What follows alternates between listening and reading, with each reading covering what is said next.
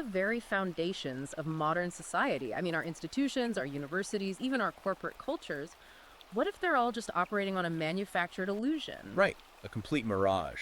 Exactly. Like, what if the system that runs the modern world actively demands that you, the listener, deny basic human biology and ignore the evidence of your own eyes just to participate in it? That's a huge question. It really is. And we are pulling apart a stack of incredibly provocative source material today to answer it.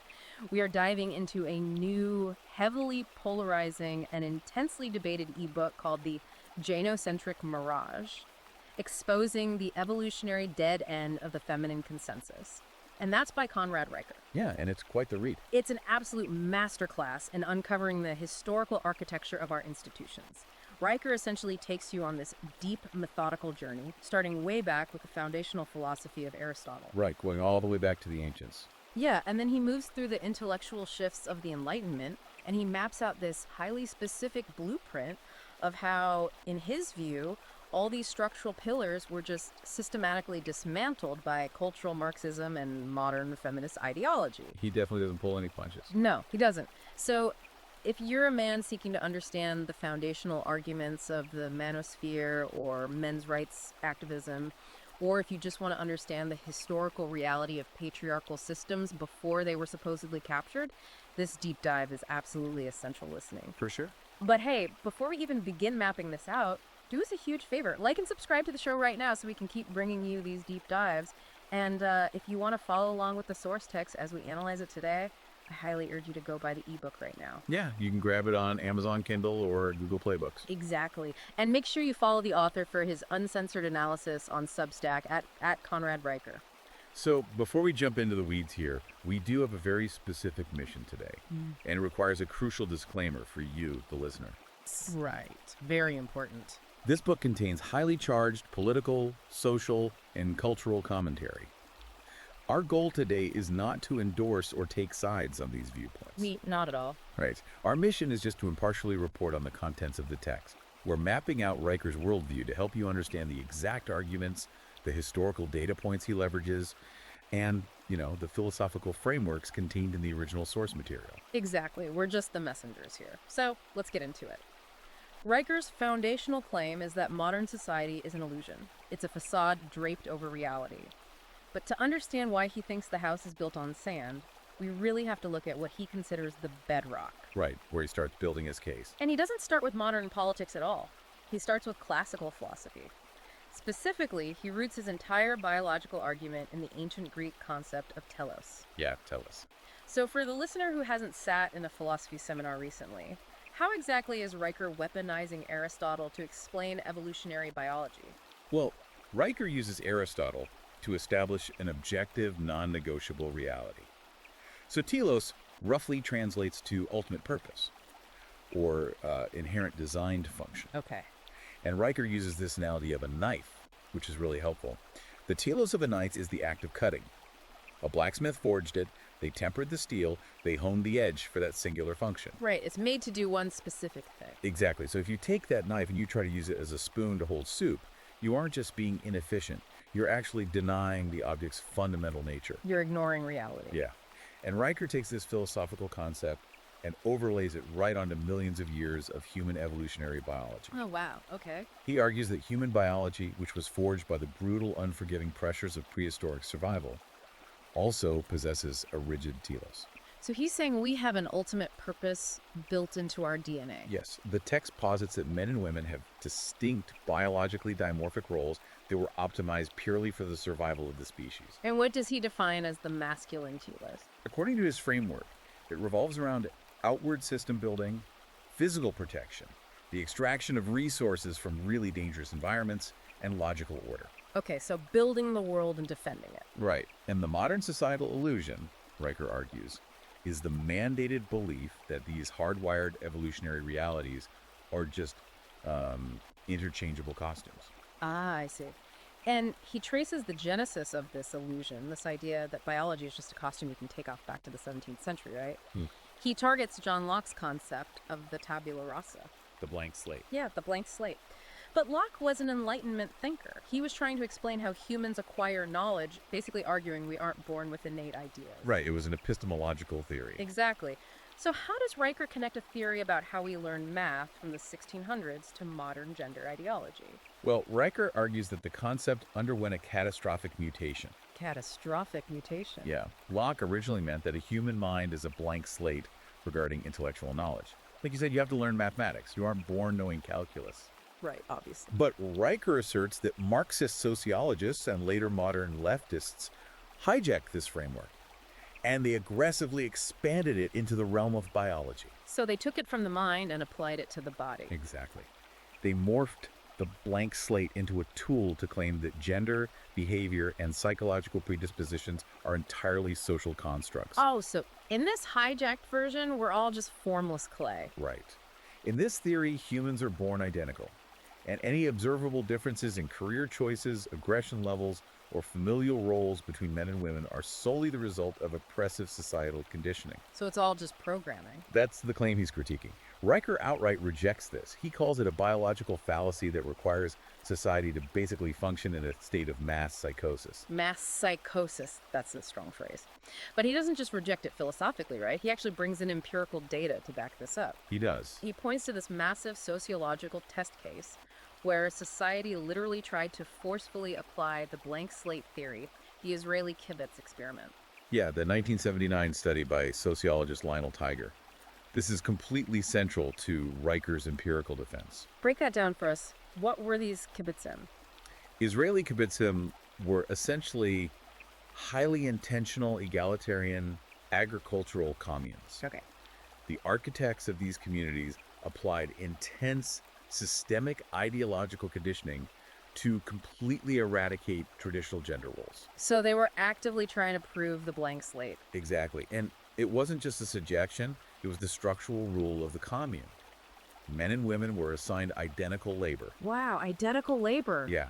Childcare was completely communalized to free women from the domestic sphere, and everyone was supposed to participate equally in every single facet of survival. It sounds like the ultimate test of that utopian idea. It was the ultimate test of the blank slate utopia. But the communal structure couldn't hold back the biological tide, according to Riker. Not at all. Despite immense structural social pressure to maintain this egalitarian parity, the experiment just organically fractured along biological lines. Wait, so it just fell apart on its own? Basically, yeah. The data showed that men and women naturally and consistently reverted to traditional roles. What did that look like in practice? Well, the men inevitably drifted toward the heavy, hazardous agricultural labor. The construction of infrastructure and the armed defense of the perimeter. The dangerous stuff? Right. And the women, despite being structurally freed from domestic expectations, they organically gravitated toward childcare, early education, and the internal logistical duties of the commune. That is fascinating. So Riker uses this historical data point to state that the telos always asserts itself. Always. The moment the gynocentric mirage is subjected to the brutal friction of physical reality and survival, the illusion evaporates, and biology just takes the wheel. Okay, but that brings up a huge point. If the biological drive is that undeniable, if it always wins out in the end, how does the left maintain the narrative that society is an oppressive patriarchal conspiracy? Well, Riker introduces a mechanical explanation for this. He calls it the apex fallacy. The apex fallacy. Yeah, it reminds me of looking at the foundation of a massive skyscraper. Oh, that's a good way to look at it. Right, like if you stand on the street, you see the penthouses, the glass, the luxury, basically the very top fraction of the building. And if you have the apex fallacy, you declare the entire structure is made of luxury glass, completely ignoring the thousands of tons of dark, crushing subterranean concrete and steel buried in the dirt just to hold those penthouses up in the sky. The skyscraper analogy captures the mechanics of the bias perfectly. The apex fallacy is a cognitive blind spot, and Riker argues it is deliberately maintained by the left. Deliberately? How so? When left-leaning sociologists and activists look at society, they exclusively look at the top 1% of men. The penthouses. Exactly. The billionaire CEOs, the heads of state, the elite power brokers. And they use that glittering apex to characterize the entire male experience as inherently privileged and oppressive. Wow. But mathematically speaking, that ignores the vast, overwhelming majority of the male population. The concrete foundation buried in the dirt. Precisely. The bottom 99% of men. Riker writes extensively about the men doing the brutal, invisible, and highly dangerous labor required to maintain the physical infrastructure of civilization. What kind of jobs is he talking about here? He lists things like deep earth loggers, underwater structural welders, sanitation workers who are waist deep in subterranean sewer systems, linemen maintaining high voltage electrical grids in freezing The storms. guys keeping everything running. Right. Society completely relies on these men to carry the heaviest, most life-destroying burdens just to keep the lights on and the water clean. And yet, Yet, Riker argues, the culture actively demonizes them. He frames history not as a grand conspiracy of men colluding to oppress women, but as a continuous cycle of men sacrificing their bodies and lives in brutal labor to protect, provide, and build. but that begs a massive structural question. If men are literally doing the hazardous labor, keeping the civilization from collapsing into a dark age, how does Riker explain society's collective blind spot to male disposability? That's the million-dollar question. Like, how did the culture become so hostile to the very demographic keeping it alive? Riker traces this hostility directly to a calculated, historical ideological shift. To understand how the illusion took root, he maps the timeline back to the Frankfurt School. The Frankfurt School. Okay, let's dig into that. We're talking about thinkers like Theodor Adorno and Herbert Marcuse. These were Marxist theorists who fled Europe in the 1930s and integrated themselves into Columbia University. Right, but classical Marxism was built on the idea of an economic revolution, wasn't it? The proletariat workers rising up against the factory owners. Exactly. But in America in the 1930s and 40s, that wasn't working. The working class American man was buying a house, getting a car, building a family. He didn't want an economic revolution because capitalism was actually working for him. And that prosperity of the Western working class man was the exact obstacle the Frankfurt School faced. Since they couldn't incite a classic economic uprising, Riker argues they executed a mechanical shift in strategy. What did they do? They pivoted from economic Marxism to cultural Marxism. Oh, wow. Yeah, if you can't overthrow the factory, you overthrow the family. They systematically targeted the fundamental cultural pillars of Western society. So they just changed the battlefield. Completely. Their academic output aimed to dismantle the traditional nuclear family structure, erode the concept of objective, empirical truth, and specifically subvert the authority of the male provider. Because he was the foundation. Right, because that provider was the bedrock of the capitalist stability they wanted to destroy. That is wild. And Riker compares the modern culmination of this cultural engineering to the fall of the Roman Empire, doesn't he? He does, yeah. But he doesn't just make a poetic comparison, he breaks down the mechanics of utopian equity versus reality. The Roman Empire comparison is the structural core of his thesis regarding societal collapse. Rome didn't just fall because barbarians breached the gates. It fell because of internal decay. Right, they rotted from the inside out. Exactly. The Romans abandoned their strict pragmatism, their rigorous legal frameworks, and their civic virtue. In the late Empire, the ruling class placated a decaying society with bread and circuses, Free food and gladiators. free food and gladiatorial games, just to distract everyone from the crumbling infrastructure. Yeah. Riker looks at the modern push for absolute safety, trigger warnings, and what he calls TikTok and DEI policies. DEI, diversity, equity, and inclusion. Right, he argues these are our modern bread and circuses. How exactly does Riker define DEI in this context? Because it's an acronym thrown around constantly in the corporate world. But how does he view its actual mechanical function in an institution? Riker views DEI not as a pursuit of fairness, but as an administrative mechanism designed to enforce utopian equity, Utopian equity. meaning the impossible promise of equal outcomes for everyone, completely regardless of individual merit, competence, or effort. So forcing everyone to cross the finish line at the exact same time. Yes. And he argues this administrative framework actively defies basic biology and Newtonian physics. When an institution prioritizes emotional comfort and identity quotas over logistical reality and raw competence, it inevitably degrades. It has to. Yeah. Riker posits that the closer a society gets to this mirage, the faster it exhausts its surplus resources, compromises its critical infrastructure, and mathematically guarantees its own collapse. That makes a lot of sense. And Riker actually takes a swing at the underlying philosophy of this modern leftism using a formal logical trap, right? The reductio ad absurdum. Oh yes, the logical trap. He essentially tries to prove that their entire worldview eats itself. He utilizes classical logic to dismantle subjective relativism. The modern academic left often operates on the premise that lived experience supersedes objective data, They posit that all truth is subjective. Okay, I see where this is going. Right, so Riker springs a classic philosophical trap here. If an ideologue claims that all truth is subjective, that very statement is attempting to present itself as an objectively true fact. Oh, that's brilliant. Therefore, the foundational premise of modern leftism inherently refutes itself. If all truth is indeed subjective, then the statement, truth is subjective, is meaningless. It's a paradox. It is a fatal logical paradox. The ideology cannot mathematically sustain itself under basic scrutiny. Okay, I understand the logical trap. It's airtight. But let me push back a little here. Sure. If this new cultural operating system is doomed by a paradox, if it fundamentally refutes itself, why has it been so incredibly successful at capturing our institutions?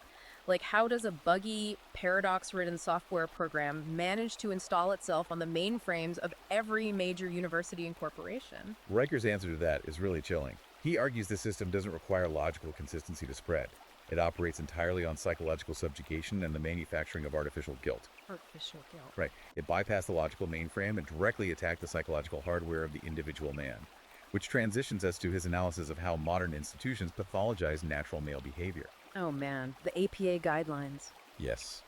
The text thoroughly dissects the 2019 American Psychological Association guidelines. The APA guidelines for psychological practice with boys and men. When I read his breakdown of this, it honestly felt like reading a dystopian novel. It really does read like one. Riker views the 2019 APA release not as a genuine therapeutic or medical document, but as an ideologically captured manifesto. What did they actually say in it? In these guidelines, the APA essentially branded traditional masculinity, specifically traits like stoicism, competitiveness, and aggressiveness, as inherently harmful or toxic. They just labeled normal male traits as toxic. Exactly.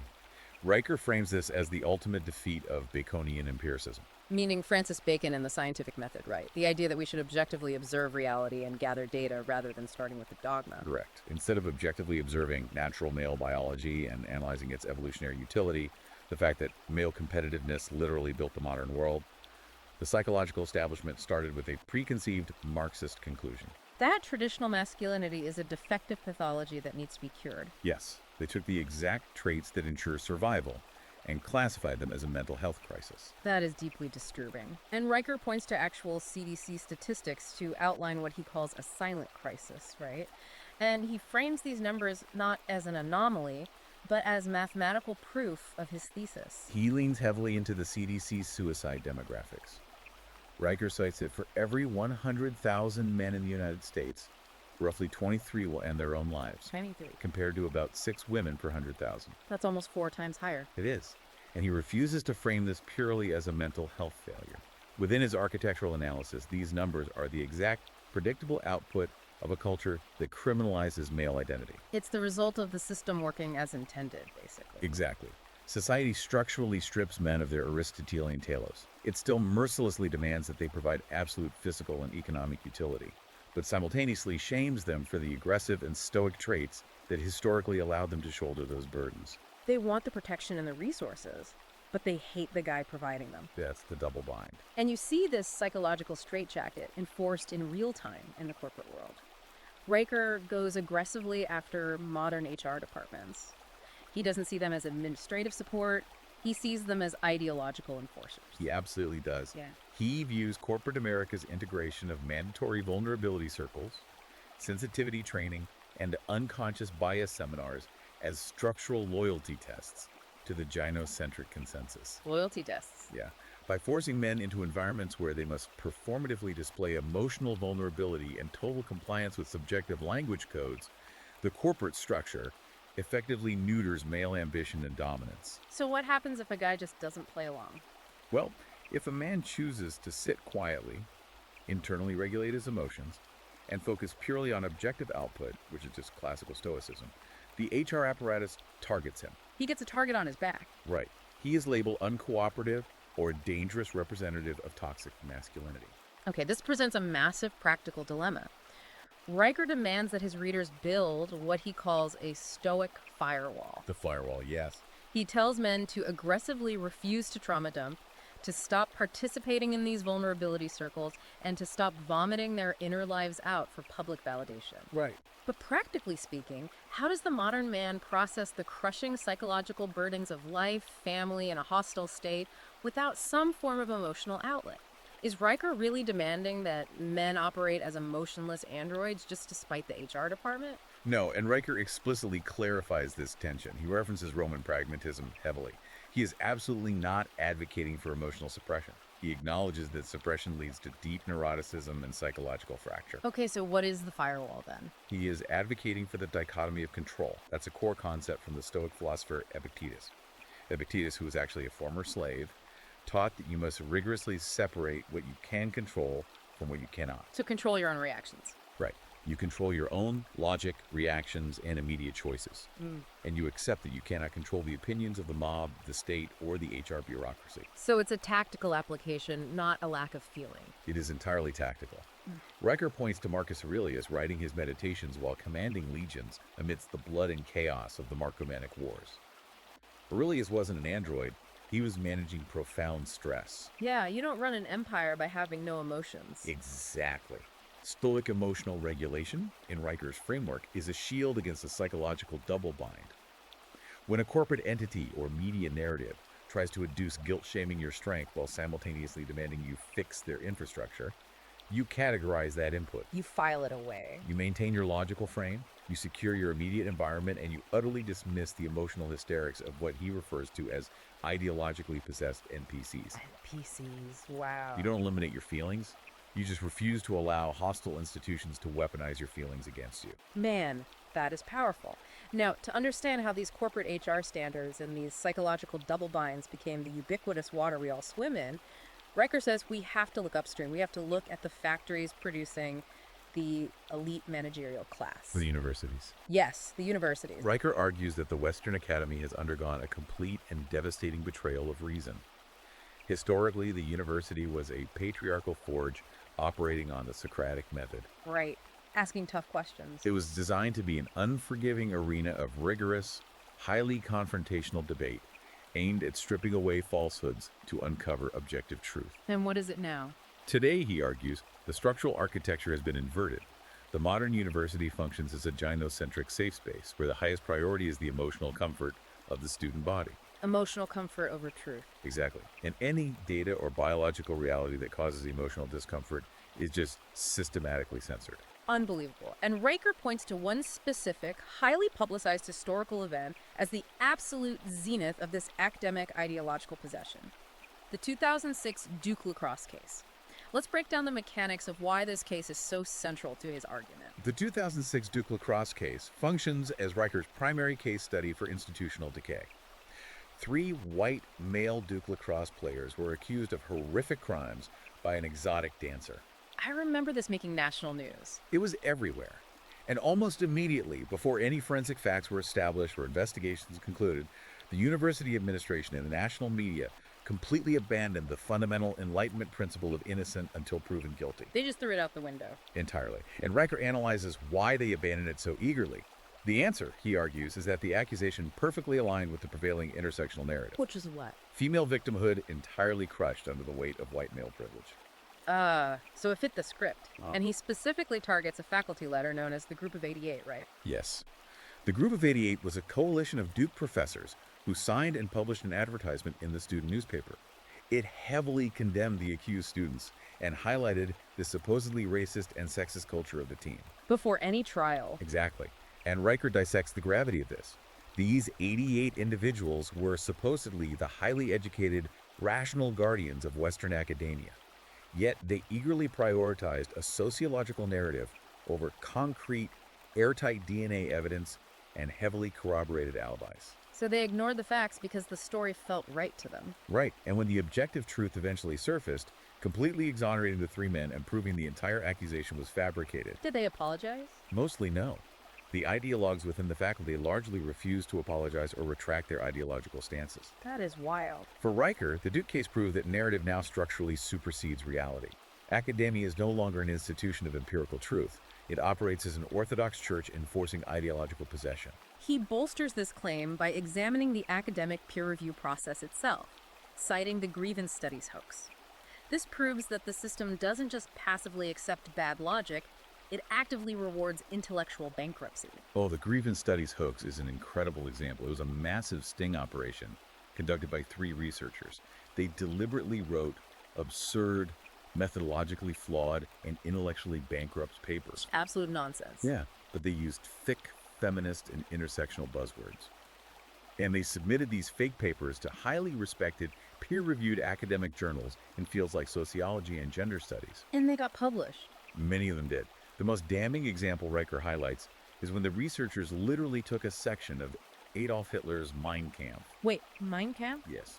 They rewrote it by swapping out the original text with intersectional academic jargon, and it was accepted and published. You have got to be kidding me. No. The academic establishment praised the work. Riker uses this mechanical failure to argue that the university system's peer review process now functions strictly on a consensus of who signals the correct political ideology. It's completely disconnected from rigorous data or objective reality. Entirely disconnected. So if the university is, as Riker defines it, hostile territory operating as a Marxist indoctrination camp, what is the actionable advice for a young man listening to this today? If the whole system is rigged to pathologize his biology and extract his wealth, should he just abandon higher education entirely and skip college? You'd think so, but Riker is remarkably pragmatic here. He doesn't issue a blanket mandate to skip college. Instead, he advises young men to navigate the university system like a soldier operating behind enemy lines. Behind enemy lines, I like that. He explicitly warns against taking on massive debt for grievance study degrees, things like sociology, modern literature, gender studies. He views those as pure ideological programming that provides zero market value. So what should they study? He instructs men to ruthlessly pursue rigorous, objective fields where physical reality and mathematics cannot be faked or altered by a committee vote. Things like STEM. Exactly. Yeah. Structural engineering, computer science, advanced mathematics, physics. Furthermore, he urges a return to classical self-education. So reading on your own time. He wants young men reading the great books of the Western canon independently. The goal is to build a parallel structure of classical rational education within your own mind so that the broader institutional gaslighting cannot penetrate your psychology. Building the firewall with knowledge? Precisely. Okay, so we've covered the psychological warfare, the corporate HR subjugation, and the academic capture. But Section 5 of this book shifts from ideological erasure to what Riker views as the most terrifying frontier of all. This part is intense. It really is. We are talking about the literal biological obsolescence of the male genome through genetic engineering. Yeah. Riker frames this section through the lens of Aldous Huxley's Brave New World. The classic dystopian novel. Right. He focuses specifically on Huxley's concept of the world state and the Volkanovsky process. That's the industrial commodification of human reproduction in sterile laboratories. Where babies are basically grown in vats. Exactly. And Riker argues that Huxley wasn't writing science fiction, he was writing the operational schematic for the ultimate feminist endgame. Wow. The final goal of the Gynocentric Mirage isn't just to socially subjugate men. It is to create a sterile, commodified matriarchy where the male biological input is entirely unnecessary. And he transitions from Huxley's fiction to actual scientific precedent to prove this, specifically the Kaguya mouse experiment from 2004. Yeah, the parthenogenesis experiment. How exactly does parthenogenesis work, and why does Riker view a lab experiment on rodents as an existential threat to men? Well, parthenogenesis is a form of reproduction where an embryo develops without fertilization by a sperm cell. In 2004, Japanese scientists successfully manipulated the genetic material of 2 female mice to breed a viable offspring, named Kaguya. So they achieved mammalian reproduction with 0 male genetic input. 0. Scientifically, it was a massive breakthrough in genetic manipulation. But Riker analyzes the sociological reaction to this event. He argues that the academic and media establishment didn't just view Kaguya as a biological curiosity. They celebrated it. They celebrated it as an ideological victory. He asserts that the cultural engineers salivate at the prospect of rendering the male genome mathematically obsolete. It would allow a bureaucratic system to entirely monopolize the reproductive process. Oh, man. And he moves from these high-tech genetic frontiers back to the current everyday reality of sperm donation, which he writes about with absolute disgust. He calls it the commodification of paternity. Yes. He cites the case of Bertold Weisner. Who was that? Bertold Weisner was a biologist who ran a fertility clinic in London. And he secretly used his own sperm to father an estimated 600 children. 600 kids from one guy. Yeah. Riker uses this horrifying case to dismantle the modern framing of sperm donation. The culture currently frames sperm donation as a detached, altruistic medical service. Right, helping families.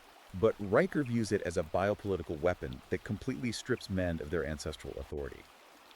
By reducing the creation of human life to a sterile, transactional exchange, society hands total reproductive power to a corporate matriarchy. He has a really visceral way of describing this, doesn't he? He does. He views a man walking into a clinic and selling his biological essence, his evolutionary legacy, for a $50 transaction as an act of profound cosmic treason. Cosmic treason. And Riker uses an incredible analogy here to explain the danger of this mass-produced genetic legacy, the Gros Michel banana. Oh, this is one of the most mechanically sound biological analogies in the text. Walk us through it. So, up until the mid-20th century, the Gros Michel was the globally dominant banana variety. Everyone ate them. But because agricultural corporations prioritize yield over diversity, almost all Gros Michel bananas were genetic clones. They lack genetic diversity. Entirely. So when a single fungal pathogen Panama disease swept through the plantations, it encountered no genetic resistance and wiped the variety out almost entirely. Just gone. Right. And Riker argues that the commercialization of sperm banks, where a tiny fraction of anonymous donors sire thousands of children, drastically narrows the human male genetic pool. Oh, I see. He warns that this is creating a Gros Michel vulnerability in human DNA. By treating paternity as a mass-produced commodity, we are engineering monoculture fragility, setting the human species up for a catastrophic biological collapse when a novel pathogen inevitably hits. Okay, I have to challenge Riker's framing here. He paints genetic engineering, CRISPR technology, and artificial reproduction as a targeted biopolitical weapon deployed specifically to erase men. Right. But isn't science simply progressing along its natural trajectory? I mean, the scientific method naturally seeks to understand and control biological processes, including decoupling reproduction from the physical act of sex. Is Riker essentially arguing that the Enlightenment's push for unfettered scientific discovery accidentally manufactured the very tools that will destroy it? Riker is acutely aware of that exact paradox, and it's a tension he grapples with heavily in the book. Riker reveres the Enlightenment thinkers, Bacon, Newton, Locke, and their commitment to objective scientific discovery. So he's not anti-science. Not at all. However, he argues that a critical severance occurred when the raw power of the scientific method was decoupled from its foundational Judeo-Christian ethical framework. Wait, what does that framework do? Well, it's a framework that strictly valued natural law, the nuclear family, and ancestral lineage. And when science lost that anchor, it mutated. Without that ethical anchor, science ceased to be a tool for understanding reality and became a tool for the left to attempt to rewrite the fundamental source code of humanity. Wow. Riker fears that because the cultural engineers cannot successfully socially program the competitive, patriarchal spirit out of men, as proven by the kibbutz experiment, they will simply use CRISPR and genetic editing to physically sever the rebellion from our DNA entirely. They can't train it out of us, so they'll just breed it out of us. Exactly his point. Okay, let's bring this massive analysis of institutional capture and genetic engineering back down to the granular domestic sphere, because all of these macro-level historical shifts profoundly alter the mechanics of how men and women interact today in the mating market, in marriage, and in the family courts. Oh yeah, the family courts. Riker views the modern legal landscape as structurally hostile to the male provider, and he pinpoints the exact date the architecture fractured. September 5, 1969. Yes, he focuses intensely on the California Family Law Act. Signed into law by Governor Ronald Reagan. Right. Reagan introduced the concept of no-fault divorce to the United States. Pragmatically, the intent was to stop spouses from committing perjury and fabricating evidence of adultery or abuse in order to dissolve messy marriages. It was supposed to clean up the legal process. But Riker performs a purely mechanical analysis of the outcome. He argues that no-fault divorce completely destroyed the contractual nature of marriage. How exactly does this mechanism extract wealth, according to his framework?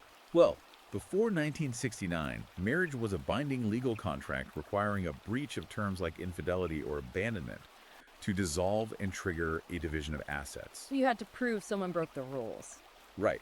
No-fault divorce allowed either party to unilaterally terminate the contract at any time for any subjective reason without having to prove any fault. I'm not happy anymore, give me half. Exactly. Riker argues this transformed marriage from a protected covenant into a state-sanctioned mechanism for resource extraction. The state now has the unilateral authority to step into a man's life, dismantle his family, restrict access to his children, and systemically extract his wealth and property. Even if he didn't do anything wrong. Even if he upheld every single obligation of the original marital contract. That's brutal. And he moves from the financial extraction of the divorce courts to the physical and legal vulnerability men face under domestic violence frameworks. He focuses his critique heavily on the Duluth model developed in the 1980s. The Duluth model. What is the actual mechanism of the Duluth model, and why does Riker view it as a weapon? The Duluth model is an incredibly influential sociological and legal framework used by law enforcement and courts to handle domestic violence. Riker attacks it as entirely pseudoscientific. How so? The mechanics of the Duluth model dictate that domestic violence must be viewed almost exclusively through the lens of patriarchal control. It operates on the foundational assumption that men use violence to maintain systemic dominance over women. So it starts with the assumption the man is the oppressor. Yes. Riker argues this framework blatantly ignores massive amounts of empirical, peer-reviewed evidence demonstrating high rates of reciprocal violence in relationships or female-perpetrated abuse. He mentions primary aggressor laws specifically in this section. Yeah, the Duluth model heavily influenced the implementation of primary aggressor laws. Under these policies, if police are called to a domestic dispute, officers are often trained to arrest the physically larger or more imposing party. Which is obviously the man, almost every time. Biologically, almost always the male. And they do this regardless of who initiated physical violence. Riker argues this is the total abandonment of Enlightenment principles of due process and empirical evidence. They just arrest the guy because he's bigger. The legal system substitutes objective fact-finding for an ideological narrative that dictates the man is inherently dangerous by virtue of his biology. Now, to philosophically justify this entire legal system, this idea that masculine authority is inherently toxic and must be restrained by the state, Riker points out that the left had to construct a fake historical narrative. They had to invent the myth of the prehistoric matriarchy. Riker takes a fascinating detour into archaeology here to dismantle a narrative popularized in the 1970s. Yeah, tell us about Marija Gimbutas. She was an archaeologist who heavily promoted the theory that old Europe was originally a peaceful, egalitarian, goddess-worshipping matriarchal utopia. A feminist paradise in the Stone Age. Basically. And according to Gimbutas, this utopia was only destroyed when violent patriarchal invaders swept in on horseback and ruined it. Right. But Riker pushes back on this hard. He points out that modern empirical archaeology has thoroughly humiliated this theory. He specifically cites the archaeological dig at Çatalhöyük in modern-day Turkey. What did the archaeologists actually pull out of the dirt there? They certainly didn't pull out evidence of a peaceful, egalitarian utopia. When researchers excavated Çatalhöyük, which is a massive Neolithic settlement, they found brutal reality. What kind of reality? They uncovered a staggering number of human skulls with severe, lethal, blunt force trauma fractures. It doesn't sound very peaceful. Not at all. They found evidence of massive, labor-intensive defensive walls built to repel constant raiding. And they found strictly patriarchal burial practices indicating male leadership. Wow. Riker uses this physical evidence to state an undeniable biological law. Nature is a state of perpetual violence that demands physical protection. And protection requires testosterone. Exactly. Nature has always favored male leadership structures because survival in a harsh, resource-scarce world demands aggressive capability, border defense, and physical dominance. It's just reality. Riker argues the modern academic establishment deliberately buried these archaeological facts, admitting that patriarchy is not an oppressive conspiracy, but rather the natural hyperfunctional state of human survival completely invalidates their modern sociological narrative. Riker is essentially arguing that trying to build a stable traditional family within the modern legal and cultural system is like sitting down at a high-stakes poker game where the dealer is legally permitted to change the rules mid-hand, look at your cards, and forcibly extract your chips just to ensure you lose. A rigged game. So what is his solution? How does he suggest men navigate female hypergamy and relationship dynamics in what he calls this new dark age? He advocates for absolute, unyielding Roman pragmatism. He tells men they must stop subsidizing a broken mating market. What does that mean in practice? If the poker table is rigged, you don't stay seated and argue with the dealer. You stand up and refuse to play the game. He advises men to immediately withdraw their unearned validation, stop financially subsidizing bad behavior, and focus entirely inward. Focus inward, like building themselves up. He wants men to ruthlessly acquire resources, develop high-level competence, build physical strength, and cultivate undeniable personal authority. Becoming the best version of yourself, basically. Riker believes that when a man successfully builds his own sovereign intrinsic value, the marketplace eventually has to correct itself, because competence and resources are the ultimate biological attractors. Which brings us to the crescendo of the book. Section 7, the battle plan. Riker doesn't just spend hundreds of pages diagnosing the disease. He writes a highly specific, aggressive prescription for the listener to reclaim their sovereignty and dismantle the ideological matrix. He gives you the tools. And the very first step in his battle plan involves weaponizing formal logic. Yeah, Riker essentially wants his readers to transform themselves into intellectual Spartans. He demands they study and master the categorical syllogism. For those who skipped Logic 101, what is a categorical syllogism? It's a core form of deductive reasoning consisting of a major premise, a minor premise, and a conclusion. Riker believes that if you construct a valid logical structure based on empirical data, the conclusion becomes mathematically absolute. So it's bulletproof. Yes. By forcing conversations into strict logical frameworks, you completely strip the modern left of their primary weapon, which is subjective emotional outrage. He advocates for a conversational tactic he calls street epistemology, or the Columbo method. The Columbo method is named after the TV detective who feigned ignorance to trap suspects. In practice, Riker instructs men to act genuinely curious, but to use relentless Socratic questioning to lead an ideologue into their own logical dead end. So you don't just yell at them. No, you don't yell at them. You ask them to clarify their premises step by step until they suddenly realize they have zero factual foundation for their beliefs. That's a great tactic. And Riker applies this method directly to dismantle massive mainstream narratives. Let's look at how he destroys the concept of the gender wage gap using the statistical principle of omitted variable bias. What is the actual mechanism of that bias? Well, the left frequently presents the unadjusted statistic that women make roughly 77 cents for every dollar a man makes, framing it as undeniable proof of systemic patriarchal oppression. We've all heard that stat. Right. Yeah. But Riker shows how to deploy formal logic and statistical literacy against this by exposing the omitted variable bias. This bias occurs when a statistical model leaves out key variables that influence both the cause and the effect. So they're hiding data. Essentially, yes. Riker instructs men to systematically reintroduce the missing data points. Things like the massive differences in overtime hours worked, the divergence in hazardous occupation choices, men overwhelmingly taking the dangerous jobs that pay risk premiums. The deep sea welders we talked about earlier. Yeah, exactly. Plus, continuous years in the workforce without breaks and extreme career specialization.